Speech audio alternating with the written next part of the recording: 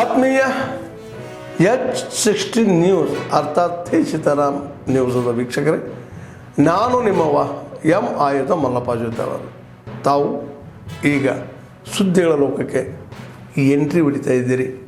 ಈ ಸುದ್ದಿಗಳನ್ನು ಪ್ರತಿಯೊಂದು ನೋಡೋ ಜೊತೆಗೆ ನಿಮ್ಮ ಅಭಿಪ್ರಾಯಗಳನ್ನು ಹಚ್ತಾ ಇರ್ರಿ. ಯಾಕಂದರೆ ಈ ಸುದ್ದಿಗಳು ನಿಮಗಾಗಿ, ನಿಮ್ಮ ಬದುಕಿಗಾಗಿ, ನಿಮ್ಮ ವೈಚಾರಿಕೆಗಾಗಿ, ನಿಮ್ಮ ತಿಳುವಳಿಕೆಗಾಗಿ ನಿಮಗೂ ಗೊತ್ತು.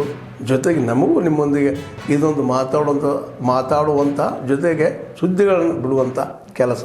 ಈ ಕೆಲಸದಲ್ಲಿ ನಾವು ನಿಮ್ಮೊಂದಿಗಿದ್ದೀವಿ ಅಂತ ಹೇಳ್ತಾ ನೋಡ್ತಾ ಇರಿ ಸುದ್ದಿಗಳನ್ನು. ಲೇಬರ್ ಪ್ರಾಬ್ಲಮ್ನ ಕಡಿಮೆ ಮಾಡ್ತಾ ಹೋಗ್ಬೇಕು ಅಂತ ನಾನು ಈ ಸಂದರ್ಭದಲ್ಲಿ ಹೇಳ್ಕೊತಾ ಇದ್ದೀನಿ. ಬೇರೆ ಬೇರೆ ಯೋಜನೆಗಳಲ್ಲಿ ಈಗ ಫಿಶರಿ ಅಂದರೆ ಮೀನುಗಾರಿಕೆ ಇಲಾಖೆಯಲ್ಲೂ ಕೆಲವು ಯೋಜನೆಗಳು ಇರ್ತವೆ. ರೈತರಿಗೆ ಈ ಒಡ್ಡುಗಳು ಮಾಡ್ಕೊಂಡು ಅದರಲ್ಲಿ ಮೀನು ಬಿಟ್ಕೊಂಡು ಮೀನು ಸಾಕೋಬೋದು. ಸಾಕಷ್ಟು ವಿಷಯಕ್ಕೂ ಮೀನು ಆ ಕಡೆ ಹೋಗ್ಬಿಟ್ಟು ಎಲ್ಲ ನದಿ ದಡಕ್ಕಿರೋ ಕಡೆ ಎಲ್ಲ ರೈತರು ದೊಡ್ಡ ದೊಡ್ಡ ಒಡ್ಡುಗಳು ಹಾಕ್ಕೊಂಡು ಅದರಲ್ಲಿ ಮೀನು ಸಾಕಾಣಿಕೆ ಮಾಡ್ತಾ ಇದ್ದಾರೆ.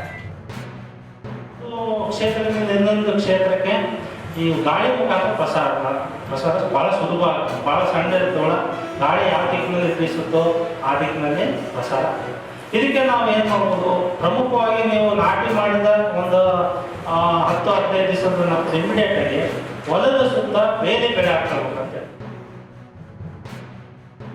ಅವು ತಿಪ್ಪೆ ಗೊಬ್ಬರ, ಕೊಟ್ಟಿಗೆ ಗೊಬ್ಬರ, ಮತ್ತೆ ಏನದು ಎರೆಹುಳು ಗೊಬ್ಬರ, ಈ ತರ ಗೊಬ್ಬರದಲ್ಲಿ ಸುಮಾರು 17 ಪೋಷಕಾಂಶಗಳು ಇರ್ತವೆ. ಸೊ ನಾವು ಈ ತರ ಹಾಕೋದ್ರಿಂದ ನಮ್ಮ ಬೆಳೆಗಳಿಗೆ ಎಲ್ಲ ಪೋಷಕಾಂಶಗಳು ಸಿಗುತ್ತೆ.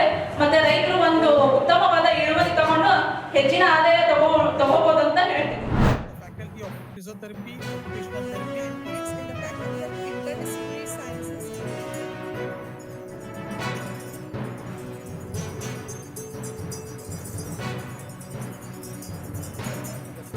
Medicine and Radiology, finally a EMS, Telekatantra course. Sharma Memorial Gold Medal Award for EMS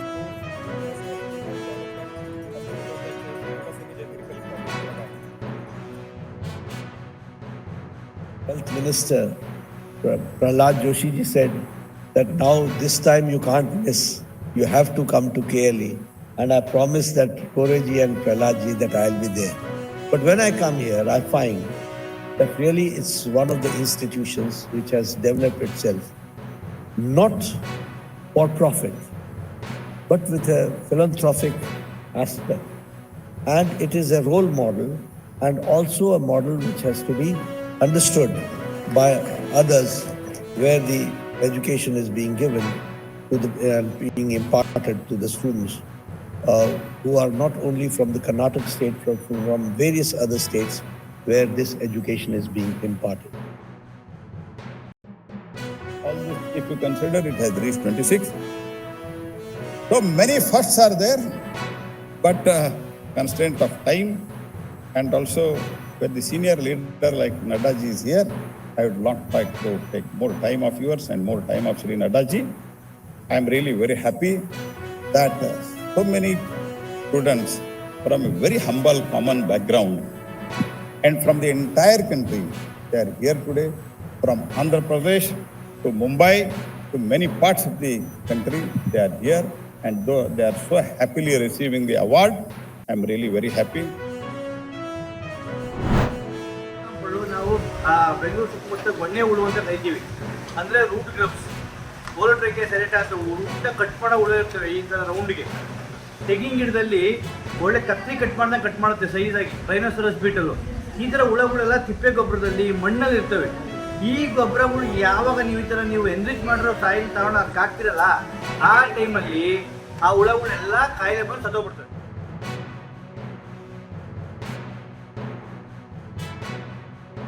ಸಂಕಲ್ಪ ಚೆನ್ನಾಗೇ ಇಲ್ಲಿ ಬಂದು ಮಾಹಿತಿ ಕೊಟ್ಟಿದ್ದಾರೆ.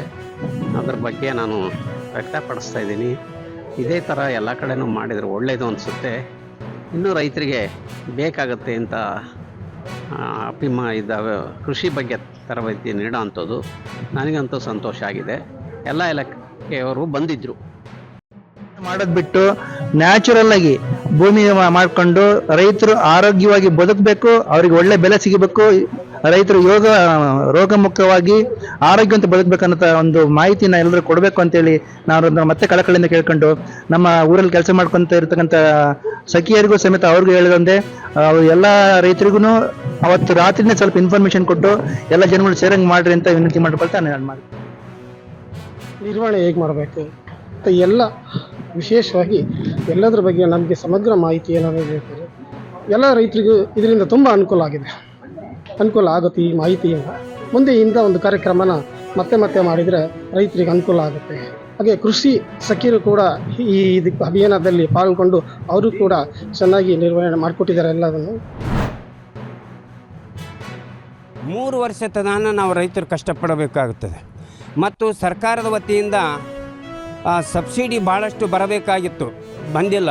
ಔಷಧಿ ಆಗಲಿ ಮತ್ತು ಪೈಪ್ಲೈನ್ ಆಗಲಿ, ಗನ್ನುಗಳಾಗಲಿ, ಟಿಲ್ಲರುಗಳಾಗಲಿ, ಇವು ನಿಜವಾದ ರೈತರಿಗೆ ಇವು ಸಬ್ಸಿಡಿ ಸಹಕಾರ ಕೊಟ್ಟರೆ ನಾವು ರೈತರಿಗೆ ಅನುಕೂಲ ಆಗ್ತದೆ. ಕೀಟನಾಶಕಗಳಂತಿದ್ದಾವೆ, ಅವು ಕೃಷಿ ವಿಶ್ವವಿದ್ಯಾಲಯದಲ್ಲಿ ಸಿಗ್ತವೆ.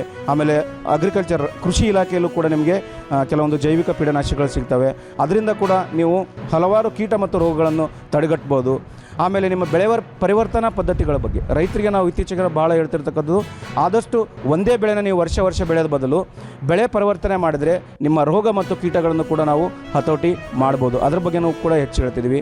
ಪ್ರಮುಖವಾಗಿ ದ್ವಿದಳ ಧಾನ್ಯಗಳಲ್ಲಿ ನಾವು ಬೀಜೋಪಚಾರದ ಬಗ್ಗೆ ರೈತರಿಗೆ ನಾವು ಭಾಳ ಮನದಟ್ಟ ಮಾಡ್ತಿದ್ವಿ. ಅಂದರೆ ಬೀಜೋಪಚಾರ ಮಾಡೋದ್ರಿಂದ ಟ್ರೈಕೋಡರ್ಮದಿಂದ ಆಗಲಿ, ರೈಜೋಬಿಯಮ್ದಿಂದ ಆಗಲಿ ಬೀಜೋಪಚಾರ ನಾವು ಮಾಡೋದ್ರಿಂದ ಏನಾಗುತ್ತೆ, ಇಳುವರಿ ಪ್ರಮಾಣ ಜಾಸ್ತಿಯಾಗಿ ರೋಗ ಮತ್ತು ಕೀಟಗಳ ಹತೋಟಿ ಕೂಡ ಮಾಡ್ಬೋದು. ತತ್ತಿ ಇಡ್ತಾ ಇದ್ದಿಲ್ಲ ಅಂತ ನಮಗೊಂದು ಮಾಹಿತಿ ಸಿಗುತ್ತೆ. ಮೋಹಕ ಬಲೆ 2 ಒಂದು ಎಕರೆಗೆ ಹಾಕಿದರೆ 2 ಬಲೆಗಳು 1 ಎಕರೆಗೆ ಹಾಕಿದಾಗೆ ನಾವು ಎಷ್ಟು ಪಾತ್ರಗತಿ ಬಂದಿದ್ದೇವೆ, ಪತಂಗ ಅಂತ ಹೇಳ್ತೀವಿ. ಪತಂಗ ಬಂದು ಬಿದ್ದಿದ್ದೇವೆ ಅಂತಂದರೆ 1 ಬಿದ್ದಿದೆ, 2 ಬಿದ್ದಿದೆ ಅಂತಂದರೆ ಅವಾಗ ಪತಂಗ ಬರೋಕ್ಕೆ ಶುರುವಾಗಿದೆ, ತತ್ತಿ ಇಡೋಕ್ಕೆ ಶುರುವಾಗಿದೆ ಅಂತ ಗೊತ್ತಾಗ್ತದೆ ನಮಗೆ. ಆದ್ಮೇಲೆ ಎಲ್ಲ ಸುದ್ದಿಗಳನ್ನು ನೋಡಿದ್ರಲ್ಲ, ಏನು ಅನಿಸ್ತು ನಿಮಗೆ? ಇದರಲ್ಲೇ ನಿಮ್ಗೆ ಲೈಕ್ ಆಗಿರ್ಬೋದು, ಡಿಸ್ಲೈಕು ಆಗಿರ್ಬೋದು, ಕಾಮೆಂಟ್ ಬೇಡಪ್ಪ ಅಂತ ಅನಿಸಿರ್ಬೋದು, ಕಾಮೆಂಟ್ ಮಾಡಬೇಕಪ್ಪ ಅನಿಸಿರ್ಬೋದು, ಶೇರ್ ಮಾಡಬಾರ್ದಪ್ಪ ಅನಿಸಿರ್ಬೋದು, ಅದು ಮಾಡಬೇಕು ಅನಿಸಿರ್ಬೋದು. ಏನಾದರೂ ಆಗಲಿ ಶೇರ್ ಮಾಡ್ತಾಯಿರ್ರಿ, ಈ ನ್ಯೂಸ್ಗಳನ್ನ ಹಂಚ್ತಾ ಇರಿ, ಜೊತೆಗೆ ಇದಕ್ಕೆ ಸಬ್ಸ್ಕ್ರೈಬ್ ಆಗ್ತಾಯಿರಿ ಅಂತ ಹೇಳ್ತಾ H16 ನ್ಯೂಸ್ ಅರ್ಥಾತ್ ಹೇ ಸೀತಾರಾಮ್, ಇದು ಸತ್ಯದ ಕೈಗೆ ನಡಿ. ವಂದನೆಗಳು.